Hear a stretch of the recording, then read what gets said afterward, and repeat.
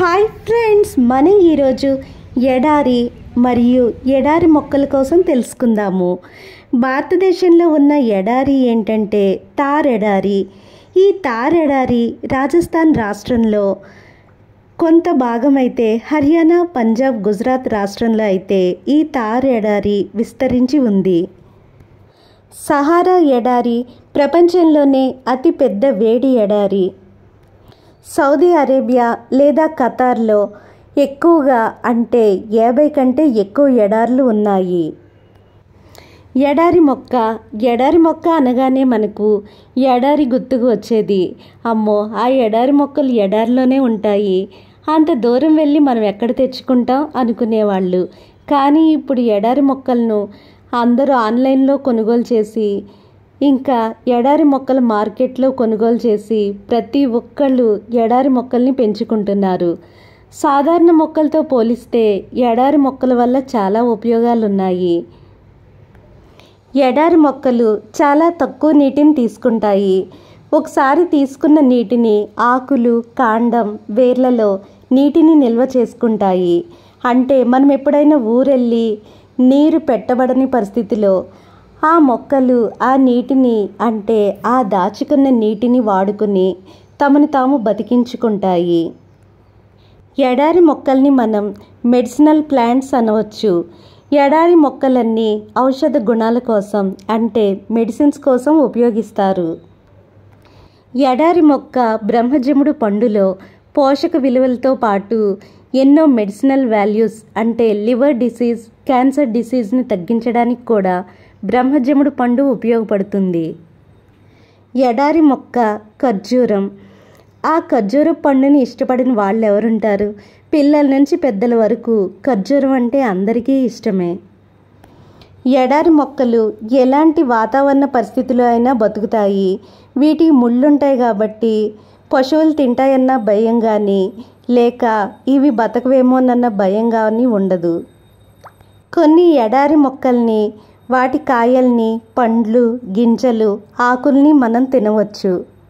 కాకపోతే ముళ్ళుంటాయి కాబట్టి ఆ ముళ్ళన్నీ తీసివేసి చాలా జాగ్రత్తగా క్లీన్ చేసుకుని తినాలి. ఎడారి మొక్కలతో సబ్బులు, తాళ్ళు, నార తయారు చేస్తారు. నేను ఇంట్లో పెంచుకుంటున్న ఎడారి మొక్క కలబంద. దీనినే అలోవెరా అంటారని మీకు అందరికీ తెలిసిన విషయమే. ఈ కలబంద అయితే నీటిని కణజాలాల్లో దాచుకుని ఎక్కువ నీటిని వినియోగించుకోదు. ఈ కలబంద మంచి మెడిసినల్ ప్లాంట్ అని తెలిసిన విషయమే. ఎడారి మొక్కలు రాత్రిపూట కిరణజన్య సంయోగ క్రియను చేస్తాయి. ఎడారి మొక్కలను కంచిగా వేసుకుంటే మట్టిని బంధించి నేలకోతను నివారించి మట్టి కొట్టుకుపోకుండా సహాయపడుతుంది. ఎంత ముళ్ళున్నా సరే ఈ ఎడారి మొక్కలకు చాలా అందమైన పూలు పూస్తాయి. ఈ అందమైన పూలతో ఎడారి మొక్కలు చూడడానికి చాలా అందంగా ఉంటాయి. ఇక్కడ మనం చూసిన మొక్క బారెల్ క్యాక్టస్. బారెల్ క్యాక్టస్ ఇంట్లో పెంచుకోవడానికి చాలా బాగుంటుంది. ఈ బారెల్ కాక్టస్నే గోల్డెన్ బారెల్ కాక్టస్ అని కూడా పిలుస్తారు. మనకి పల్లెటూరుల్లో తాటి చెట్లు తెలిసిన విషయమే.